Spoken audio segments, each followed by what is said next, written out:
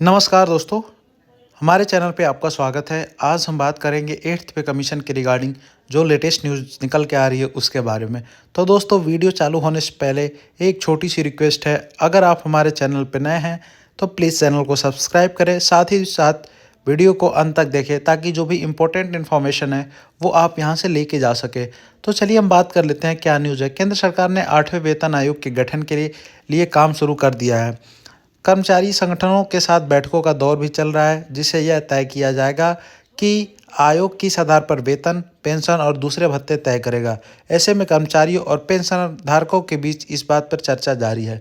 आगे हम बात कर लेते हैं। 7वें वेतन आयोग ने पहले से लागू ग्रेड पे सिस्टम की जगह एक पे मैट्रिक्स का इस्तेमाल किया गया। तो जो 7th पे कमीशन था उसमें ग्रेड पे की जगह एक पे मैट्रिक्स का इस्तेमाल किया गया था। यह मैट्रिक्स पे स्ट्रक्चर आया था एक क्राट फार्मूले से। तो आगे हम जान लेते हैं एक क्राट फार्मूला क्या है और किस हिसाब से ये आपकी सैलरी को डिफाइन करेगा।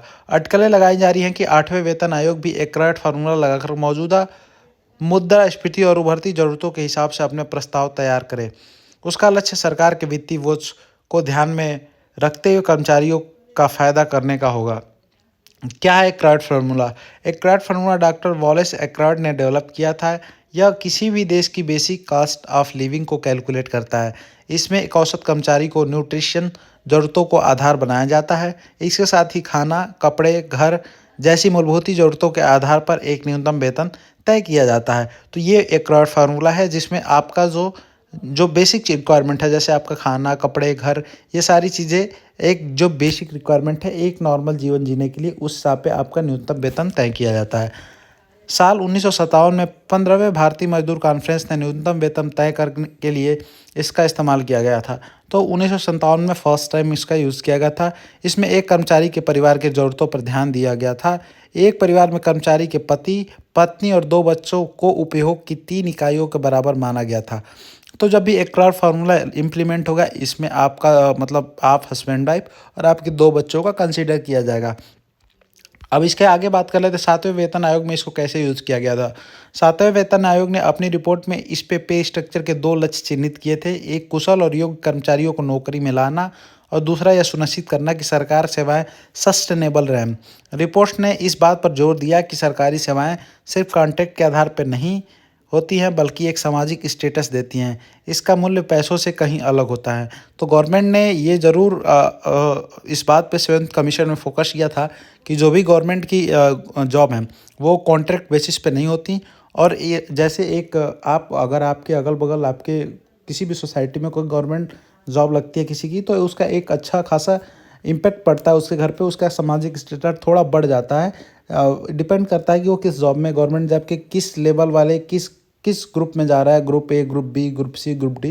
तो इस बात पर डिपेंड करता है, उस हिसाब से उसका सामाजिक स्टेटस भी उसी हिसाब से विकसित हो जाता है। आगे हम बात कर रहे हैं रिपोर्ट में एक्रॉर्ड फार्मूले का इस्तेमाल कर केंद्रीय कर्मचारियों के लिए मासिक वेतन 18,000 रुपये तय किया गया था। तो ये 7th पे कमीशन में जो एक्रॉर्ड फार्मूले का यूज करके जो मिनिमम बेसिक था वो 18,000 रुपये तय किया गया था। यह ज़रूरत पर आधारित न्यूनतम वेतन के मजदूर कॉन्फ्रेंस के सिद्धांतों पर आधारित था। इसमें मौजूद समय की कास्ट ऑफ लिविंग को ध्यान में रखकर किया गया था। क्या है बेसिक ज़रूरतें?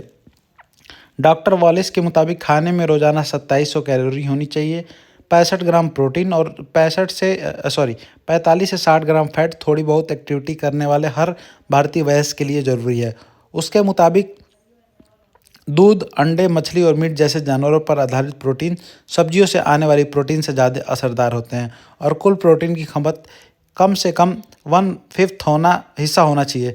तो अगर आप देखोगे तो जो एक्रॉर्ड फार्मूला है उसमें बेसिक ज़रूरतें क्या है कि एक इंसान को 2700 कैलोरी चाहिए, उसके साथ प्रोटीन की जो क्वांटिटी है वो ऑलमोस्ट 65 ग्राम के आसपास चाहिए और 40 से 45 ग्राम फैट जो थोड़ा बहुत एक्टिविटी करता है।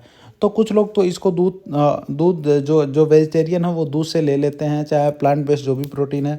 और जो नॉनवेज वाले हैं वो क्या करते हैं, वो मीट आपको चाहे अंडे चाहे मछली इससे लेते हैं। तो इस तरह से ये सारी चीज़ें बेसिक चीज़ें हैं, इनको ज़रूरत में रखकर एक कार्ड फार्मूला यूज़ किया जाएगा 8th पे कमीशन के लिए। भविष्य का भी रखा था ध्यान। रिपोर्ट्स में यह भी सुझाव दिया गया था कि मैट्रिक्स को नियमित रूप से रिव्यू करना चाहिए। इसमें चीज़ों को कीमती और महंगाई दर का ध्यान रखने को भी कहा गया। इसके पीछे बड़ा कारण यह है कि नियमित रिव्यू के जरिए भत्ते अपग्रेड होते रहेंगे और अगले वेतन आयोग का इंतजार न करना पड़े। आयोग ने सिविलियन रक्षा विभाग से जुड़े कर्मचारी और सेना में नर्सिंग सेवाओं से जुड़े लोगों के लिए अलग पे मैट्रिक्स रखा था। तो जो आयोग थी वो सिविलियंस रक्षा विभाग में जुड़े जो कर्मचारी थे और नर्सिंग सेवा जो नर्स एमएनएस थी फौज की, उनके लिए अलग प्रकार का पे मैट्रिक्स रखा था, उनके लिए अलग